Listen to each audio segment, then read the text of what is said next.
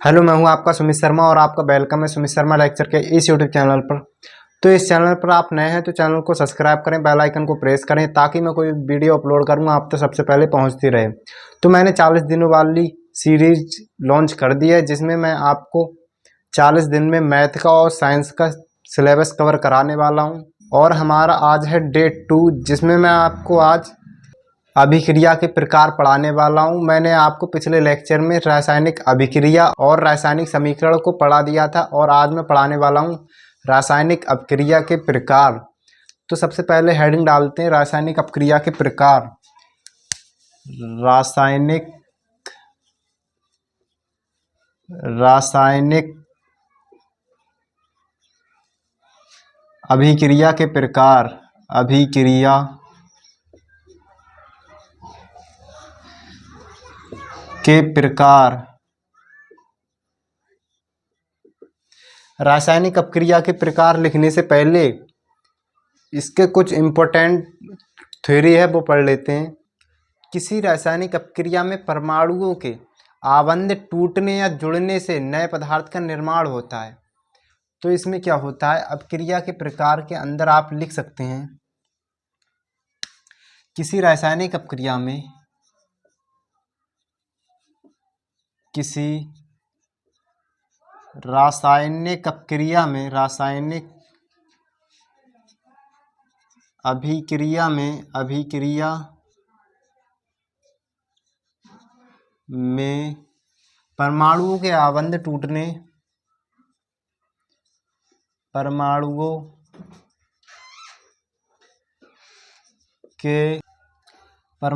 के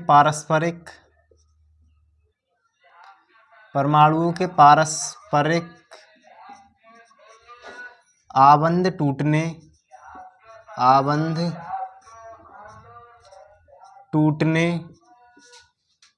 तथा जुड़ने से या जुड़ने के फलस्वरूप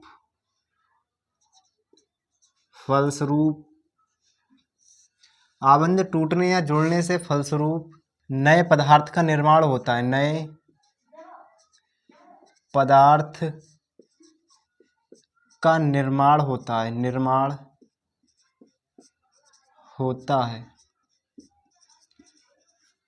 तो नए पदार्थ का निर्माण किस प्रकार होता है? किसी रासायनिक अपक्रिया में परमाणु के पारस्परिक आबंध टूटने और जुड़ने के फलस्वरूप नए पदार्थ का निर्माण होता है।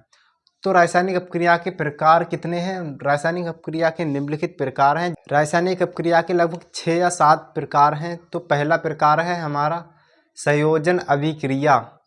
कोई 2 या 2 से अधिक पदार्थ आपस में मिलकर एक पदार्थ बनाते हैं तो यह अपक्रिया संयोजन अपक्रिया कहलाती है या फिर संकलन अपक्रिया कहलाती है। तो संयोजन अपक्रिया की परिभाषा किस प्रकार है? पहली है हमारी संयोजन अपक्रिया।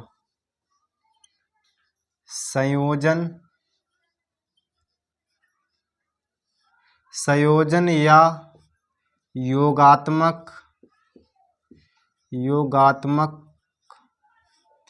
या फिर इसको संकलन अपक्रिया भी बोला जाता है। संकलन अभिक्रिया भी बोला जाता है। अभिक्रिया, संकलन अभिक्रिया। इस अपक्रिया की परिभाषा किस प्रकार होती है? वह अपक्रिया जिसमें 2 या 2 से अधिक पदार्थ मिलकर आपस में एक पदार्थ बनाते हैं तो वह संकलन अपक्रिया या फिर संयोजन अपक्रिया या फिर संयोजन अपक्रिया कहलाती है। तो इसकी डेफिनेशन लिख देता हूं मैं पहले। तो इसकी डेफिनेशन है कुछ, वह रासायनिक अपक्रिया या फिर वे रासायनिक अपक्रियाएं वे रासायनिक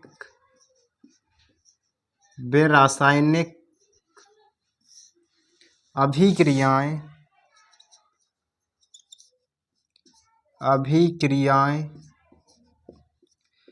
वे रासायनिक अपक्रियाएं जिनमें 2 या 2 से अधिक 2 या 2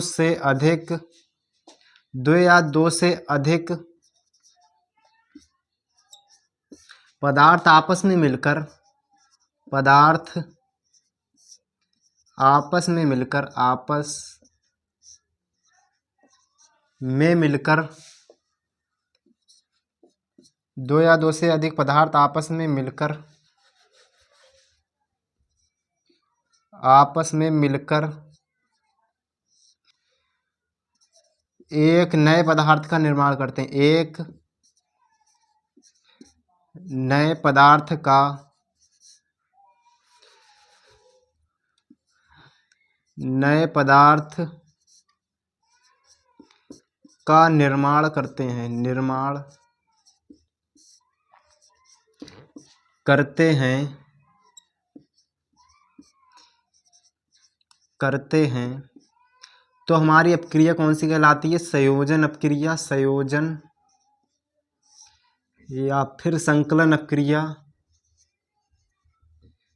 संकलन अपक्रिया या फिर योगात्मक अपक्रिया, योगात्मक अभिक्रिया कहलाती है, अभिक्रिया कहलाती है। तो ये इस अपक्रिया की परिभाषा होती है संयोजन अपक्रिया, संकलन अपक्रिया या फिर योगात्मक अपक्रिया। वह रासायनिक अपक्रिया या वे रासायनिक अपक्रियाएं जिनमें दो या दो से अधिक पदार्थ आपस में मिलकर एक नए पदार्थ का निर्माण करते हैं, संयोजन अपक्रिया कहलाती है। और अब मैं पढ़ाने वाला हूँ अब इसका उदाहरण। और इसका उदाहरण क्या होता है? छोटा सा और सरल सा उदाहरण है हमारा।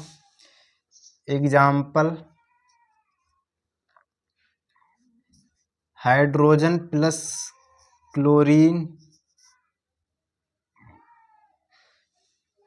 तो ये बनता है हमारा HCl।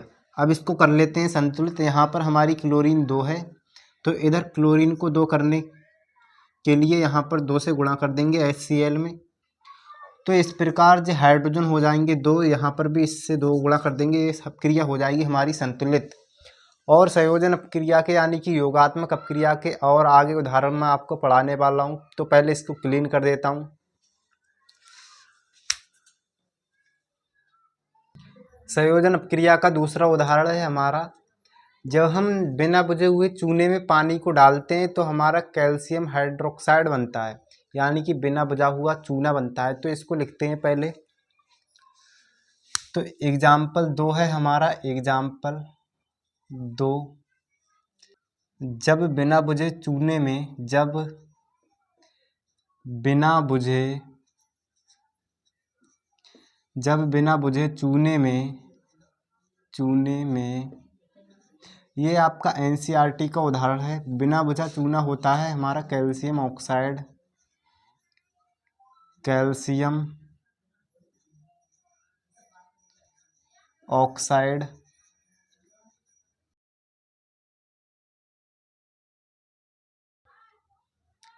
जब बिना बुझे चूने में पानी को डाला जाता है, बिना बुझे चूने में, चूने में पानी को डाला जाता है, पानी का सूत्र होता है हमारा पानी का सूत्र होता है हमारा H2O। जब बिना बुझे चूने में पानी को डाला जाता है,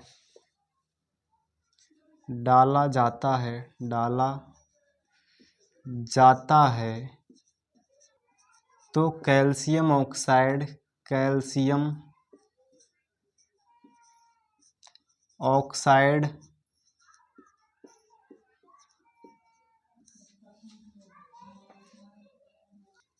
तीव्रता से अपक्रिया कर कर, तीव्रता से अभिक्रिया कर कर, से अभिक्रिया करके कैल्शियम हाइड्रोक्साइड बनाता है, कैल्शियम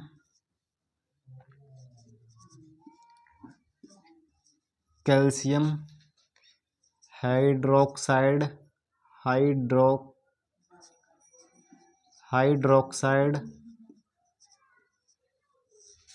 का निर्माण करता है, का निर्माण करता है। निर्माण करता है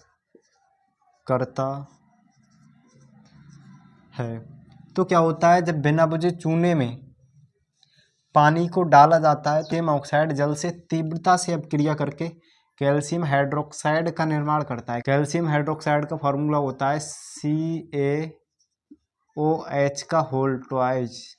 ये होता है हमारा कैल्शियम हाइड्रोक्साइड का फॉर्मूला। तो क्या होता है, जब कैल्शियम ऑक्साइड में जल को मिलाया जाता है तो बड़ी तीव्रता से कैल्शियम ऑक्साइड अपक्रिया करके कैल्शियम हाइड्रोक्साइड का निर्माण करता है। तो कैल्शियम हाइड्रोक्साइड का निर्माण किस प्रकार होता है, ये होता है हमारा कैल्शियम ऑक्साइड, ये होता है सॉलिड यानी कि ठोस, इसीलिए ब्रैकेट में S लिख दिया है, प्लस H2O। ये होता है हमारा लिक्विड यानी कि द्रव अवस्था में, इसीलिए ब्रैकेट में L लिख लिया है। और इसके पश्चात जब अपक्रिया होती है तो बनता है हमारा कैल्शियम हाइड्रोक्साइड CaOH का होल ट्वाइस। ये होता है हमारा एक्वस यानी कि जलीय विलयन, प्लस हमारी निकलती है ऊष्मा।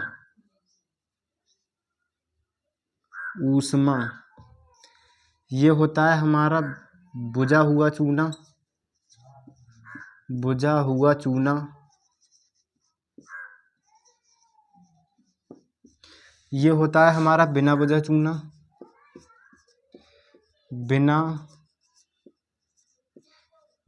चूना। अब ये देख लो कि अपक्रिया संतुलित है या नहीं।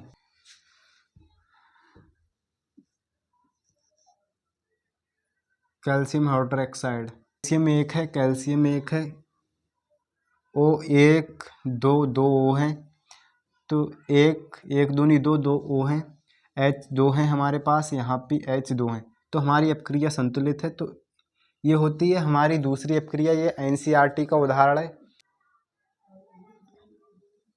तो अगली अपक्रियाओं में हमारा प्रकार है वियोजन अपक्रिया। तो वियोजन अपक्रिया किसे कहते हैं, वे अभिक्रियाएं जिनमें एक अभिकारक विघटित होकर या टूटकर दो या दो से अधिक उत्पाद बनाते हैं, वियोजन अपक्रिया कहलाती है। तो यहाँ पर है हमारी दूसरी वियोजन अपक्रिया। तो अगली है हमारी वियोजन अपक्रियाएं, वियोजन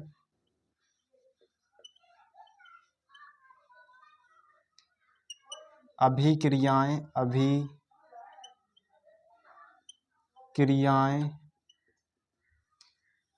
तो दूसरी है हमारी वियोजन अपक्रियाएं, वे रासायनिक क्रियाएं जिनमें एक अभिकारक टूटकर या विघटित होकर दो या दो से अधिक उत्पाद बनाता है, वियोजन अपक्रियाएं कहलाती हैं। वे रासायनिक अपक्रियाएं, इसकी डिफिनेशन होगी वे रासायनिक अपक्रियाएं, वे रासायनिक अभिक्रियाएं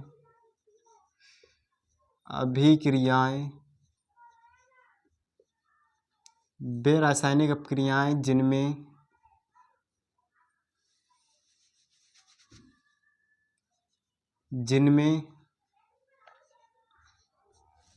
एक अभिकारक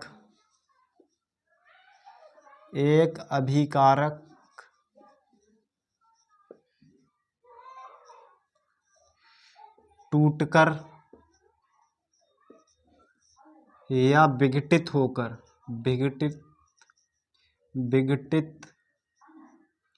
होकर दो या दो से अधिक उत्पाद बनाता है, दो या दो से अधिक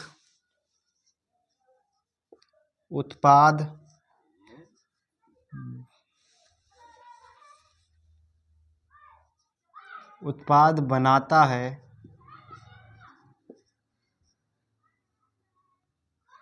ऐसी अपक्रियाएं वियोजन अपक्रियाएं कहलाती हैं। ऐसी अभिक्रियाएं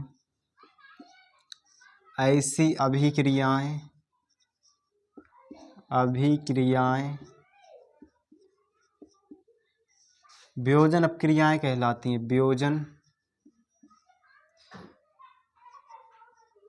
वियोजन या फिर अपघटन अपक्रियाएं कहलाती। अपघटन, इन अपक्रियाओं को अपघटन अपक्रियाएं भी कहते हैं। वियोजन अपक्रियाएं, वियोजन अभिक्रियाएं कहलाती हैं, कहलाती हैं। तो यह है हमारी वियोजन अपक्रिया की परिभाषा। और इसकी दूसरी भी परिभाषा है, वो मैं लिखवा रहा हूँ आपको। वह या करके वह रासायनिक अपक्रियाएं, वह रासायनिक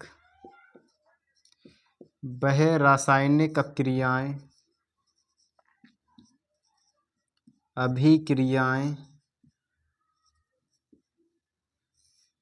वह रासायनिक अपक्रियाएं जिनमें यौगिक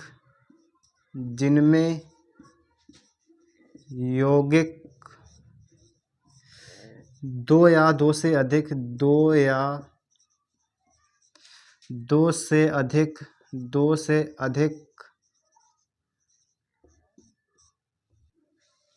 भागों में टूट जाता है, भागों में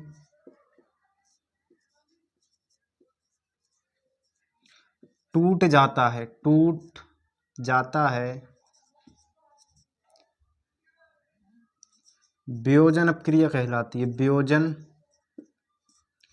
अभिक्रिया कहलाती है, अभिक्रिया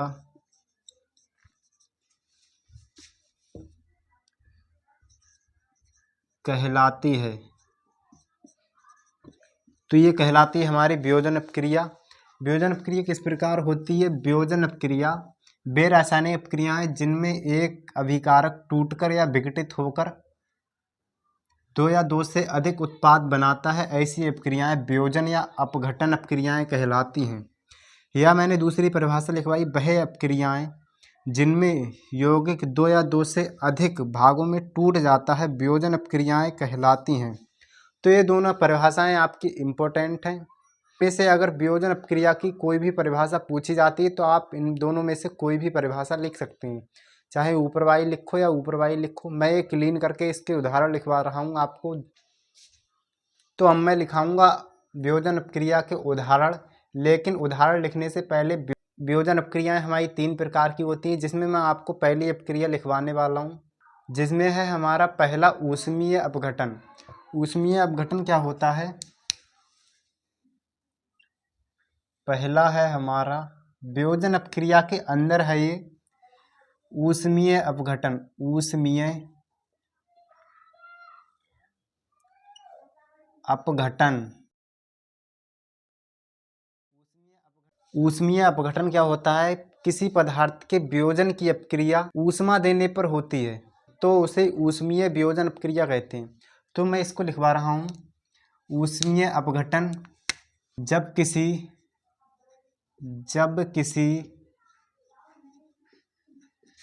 पदार्थ के वियोजन की अपक्रिया, पदार्थ के वियोजन की अपक्रिया, वियोजन की अभिक्रिया, वियोजन की अभिक्रिया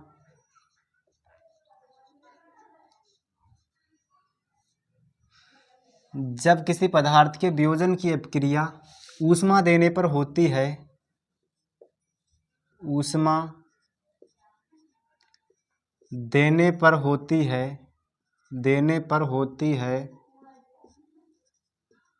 तो उसे ऊष्मीय वियोजन कहते हैं। ऊष्मीय वियोजन कहते हैं, वियोजन कहते हैं। तो क्या होता है ऊष्मीय अपघटन? जब किसी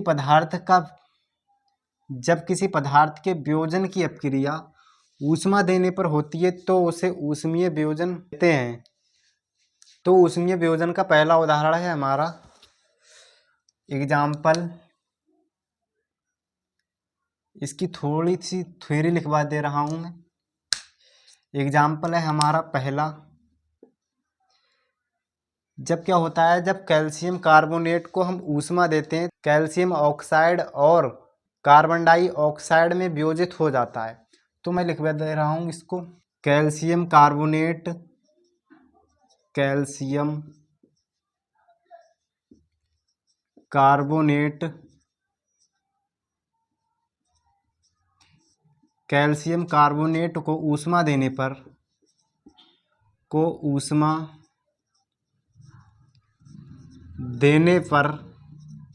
कैल्शियम कार्बोनेट को ऊष्मा देने पर, कैल्शियम कार्बोनेट को ऊष्मा देने पर कैल्शियम कार्बोनेट का फॉर्मूला होता है CaCO3। Calcium carbonate, calcium oxide, calcium oxide, calcium oxide का फॉर्मूला होता है, कैल्शियम ऑक्साइड का फॉर्मूला होता है CaO, कैल्शियम ऑक्साइड और कार्बन डाइऑक्साइड यानी कि CO2 में अपघटित, में वियोजित या विभाजित हो जाता है, वियोजित या विभाजित, विभाजित या वियोजित हो जाता है, या वियोजित हो जाता है, हो जाता है। तो क्या होता है, कैल्शियम कार्बोनेट को ऊष्मा देने पर कैल्शियम कार्बोनेट कैल्शियम ऑक्साइड और कार्बन डाइऑक्साइड में वियोजित हो जाता है। तो इसकी अपक्रिया किस प्रकार होती है, मैं लिख दे रहा हूँ। कैल्शियम कार्बोनेट का हमारा फॉर्मूला होता है CaCO3। ये होता है हमारा सॉलिड यानी कि ठोस, इसीलिए ब्रैकेट में S। इसको बोलते हैं कैल्शियम कार्बोनेट, कैल्शियम कार्बोनेट। जब ये विघटित होता है यानी कि टूटता है ऊष्मा देने पर, जब इसको ऊष्मा दी जाती है, ऊष्मा दी जाती है, तो ये कैल्शियम ऑक्साइड भी हमारा सॉलिड होता है, प्लस कार्बन डाइऑक्साइड में वियोजित हो जाता है। कार्बन डाइऑक्साइड हमारी गैस होती है, इसीलिए इसको G लिख देते हैं। तो अब इसको देख लेते हैं कि अपक्रिया संतुलित है या अपक्रिया संतुलित नहीं है। हमारा एक है, यहाँ पर भी कैल्शियम एक है, और यहाँ पर C1 है, यहाँ पर भी C1 है, और यहाँ पर O3 है, यहाँ पर भी O हमारे 3 है, यानी कि हमारी अपक्रिया संतुलित है। तो और देखते हैं इसका अगला उदाहरण। तो वियोजन अपक्रिया का हमारा दूसरा प्रकार है विद्युत अपघटन। विद्युत अपघटन किस प्रकार होता है, जब किसी पदार्थ में विद्युत धारा प्रवाहित करने पर अपघटन हो जाता है तो उसे विद्युत वियोजन कहते हैं। तो मैं लिखता हूँ यहाँ पर विद्युत वियोजन। दूसरा है हमारा वियोजन अपक्रिया में विद्युत वियोजन, विद्युत वियोजन, विद्युत वियोजन जब किसी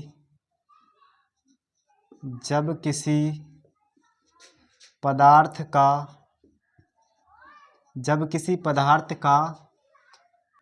विद्युत धारा प्रवाहित करने पर, विद्युत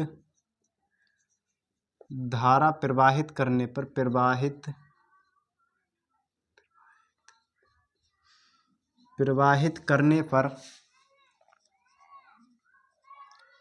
करने पर वियोजन या अपघटन हो जाता है, अपघटन या अपघटन हो जाता है, अपघटन हो जाता है, अपघटन हो जाता है, तो इसे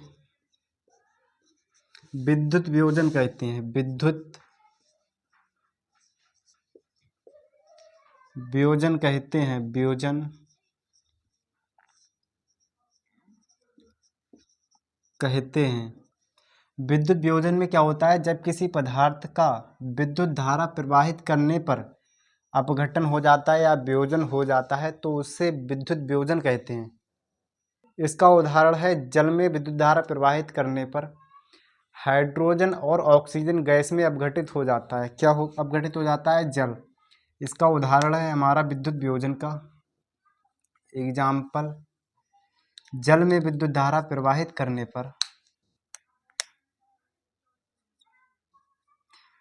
जल में विद्युत धारा प्रवाहित करने पर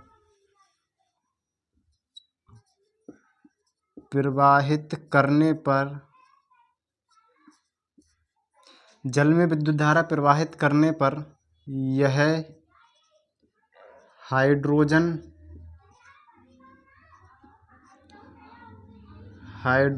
और ऑक्सीजन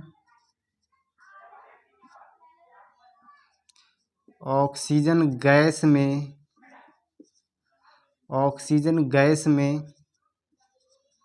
अपघटित या वियोजित हो जाता है।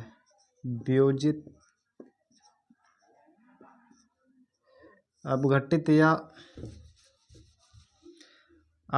या वियोजित हो जाता है।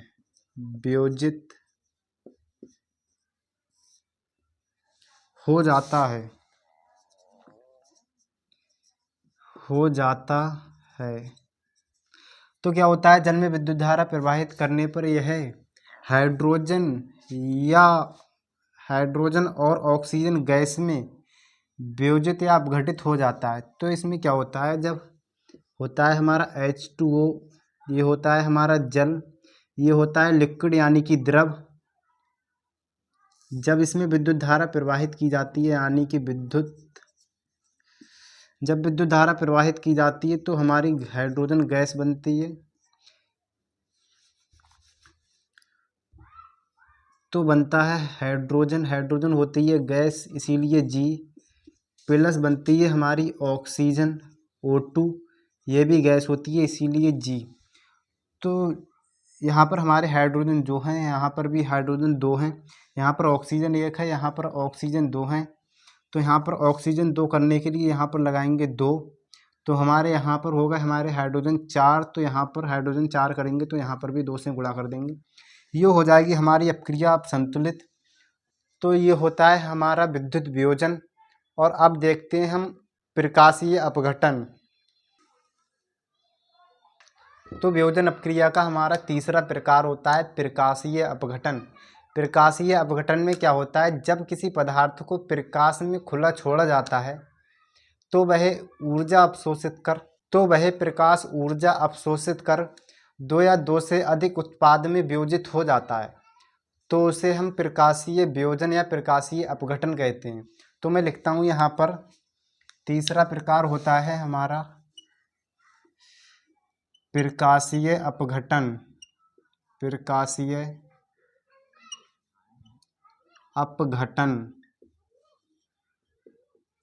तीसरा प्रकार है हमारा प्रकाशीय अपघटन। प्रकाशीय अपघटन में क्या होता है, जब कुछ पदार्थों को प्रकाश में खुला छोड़ा जाता है,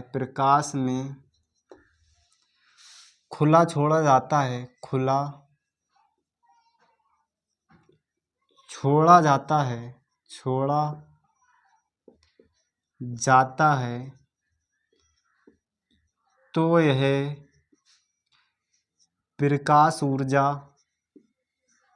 प्रकाश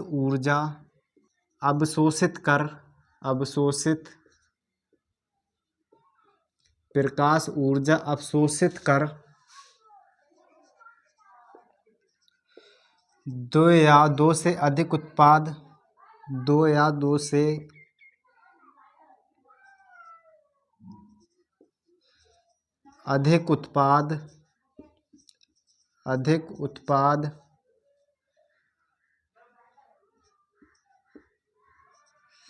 बनाते हैं, प्रकाशीय अपघटन कहलाता है। उत्पाद बनाते हैं प्रकाशीय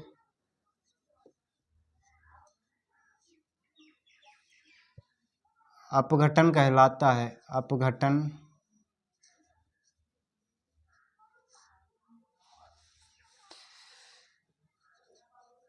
अपघटन कहलाता है। अपघटन कहलाता है। तो क्या होता है? प्रकाशीय अपघटन, सॉरी ये प्रकाशीय अपघटन की मात्रा इधर से लगेगी। प्रकाशीय अपघटन जब कुछ पदार्थों को प्रकाश में खुला छोड़ा जाता है, जब कुछ पदार्थों को प्रकाश में खुला छोड़ा जाता है तो यह प्रकाश ऊर्जा अवशोषित कर दो या दो से अधिक उत्पाद बनाते हैं, यह प्रकाशीय अपघटन कहलाता है। तो इसमें इसका उदाहरण होता है, एग्जाम्पल, इसका उदाहरण है जब सिल्वर क्लोराइड को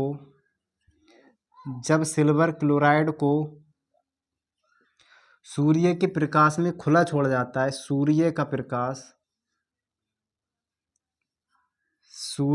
प्रकाश जब सिल्वर क्लोराइड को सूर्य के प्रकाश में खुला छोड़ा जाता है तो यह सूर्य के प्रकाश की ऊर्जा अवशोषित कर सिल्वर में और क्लोरीन गैस में बदल जाता है।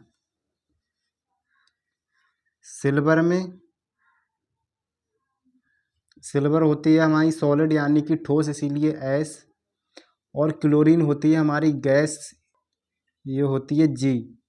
तो क्या होता है, जब सिल्वर क्लोराइड को सूर्य के प्रकाश में रखा जाता है तो सूर्य के प्रकाश की ऊर्जा अवशोषित कर यह सिल्वर में और क्लोरीन में अपघटित या वियोजित हो जाता है। तो इसी प्रकार क्या होता है,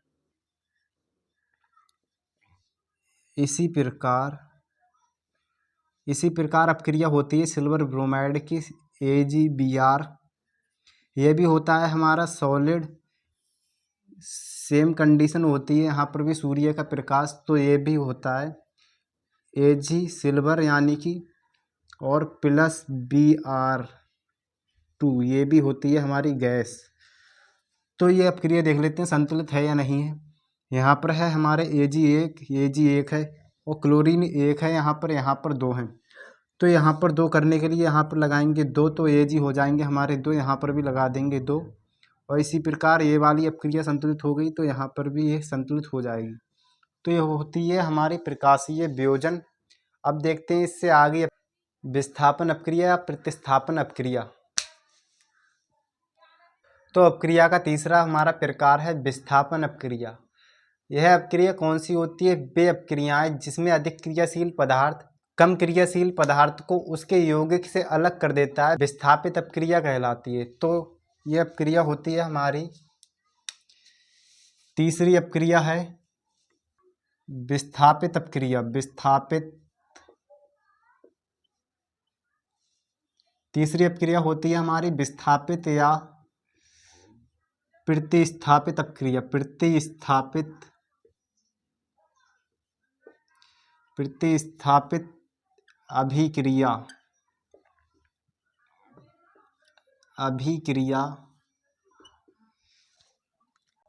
तो विस्थापित और प्रतिस्थापित अपक्रिया क्या होती है? वे रासायनिक अभिक्रियाएं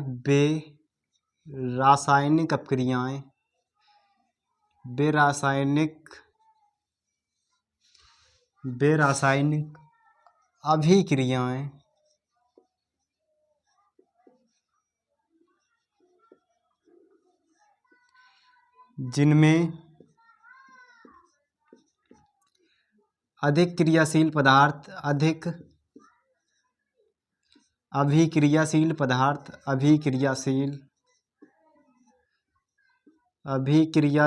पदार्थ कम क्रियाशील पदार्थ को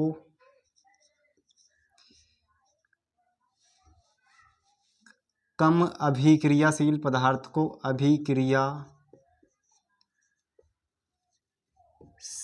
पदार्थ को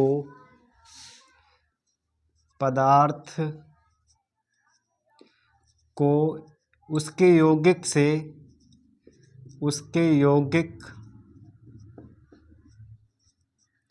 से अलग कर देता है या विस्थापित कर देता है। अलग कर देता है तो यह विस्थापित अपक्रिया कहलाती है। विस्थापित अभिक्रिया कहलाती है। अभिक्रिया कहलाती है। तो इसमें क्या होता है, विस्थापित अपक्रिया में या प्रतिस्थापित अपक्रिया में वे रासायनिक अपक्रियाएं जिनमें अधिक अभिक्रियाशील पदार्थ, यहाँ पर होगा पदार्थ, कम क्रियाशील पदार्थ को उसके यौगिक से अलग कर देता है, यह अभिक्रिया विस्थापित या प्रतिस्थापित अपक्रिया कहलाती है। इसका एक उदाहरण होता है हमारा कॉपर सल्फेट के विलयन में कील को डालने पर कुछ समय पश्चात लोहे की कील पर कॉपर धातु की परत चढ़ जाती है। तो इस अपक्रिया का उदाहरण लिखता हूँ मैं। एग्जाम्पल है हमारा कॉपर सल्फेट के विलयन में कॉपर सल्फेट का फॉर्मूला होता है हमारा CuSO4। कॉपर सल्फेट के विलयन में लोहे की कील डालने पर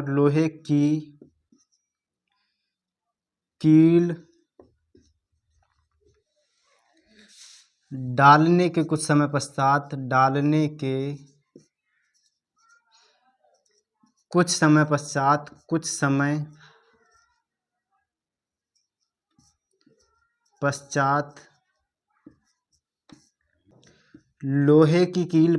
लोहे की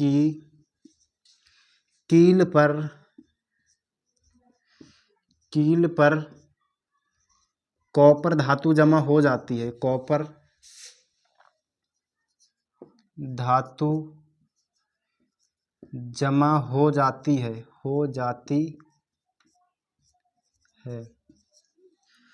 तो कॉपर सल्फेट के विलयन में लोहे की कील डालने के कुछ समय पश्चात लोहे की कील पर कॉपर धातु जमा हो जाती है।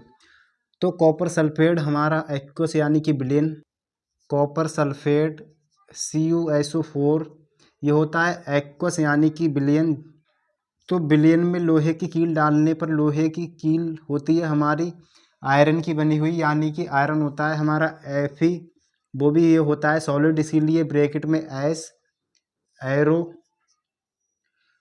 तो क्या होता है कि लोहे की कील पर कॉपर धातु जमा हो जाती है। तो यहाँ पर हमारा बनता है FeSO4 प्लस कॉपर धातु। तो ये होता है हमारा कॉपर सल्फेट।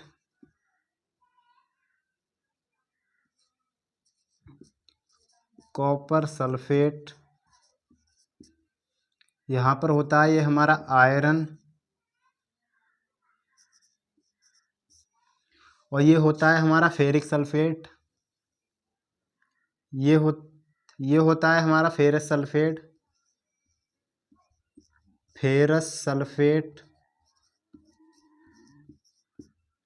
और ये होता है हमारा कॉपर धातु। तो ये होती है हमारी विस्थापन अपक्रिया। अब मिलते हैं अगले लेक्चर में। लेकिन ये तीनों अपक्रियाएं आपकी मोस्ट इम्पोर्टेंट हैं। इस अभिक्रियाओं के अलावा तुम्हारे इस चैप्टर में कुछ आने वाला नहीं है। अपक्रिया पूछी जाएंगी या फिर संतुलित अपक्रिया करने के लिए पूछी जाएंगी, या फिर 2-4 इम्पोर्टेंट क्वेश्चन है वो पूछे जाएंगे, मैं वो आपको लिखवा दूंगा। तो मिलते हैं अगले लेक्चर में। टेक केयर, बाय बाय, जय हिंद, जय भारत, वंदे मातरम।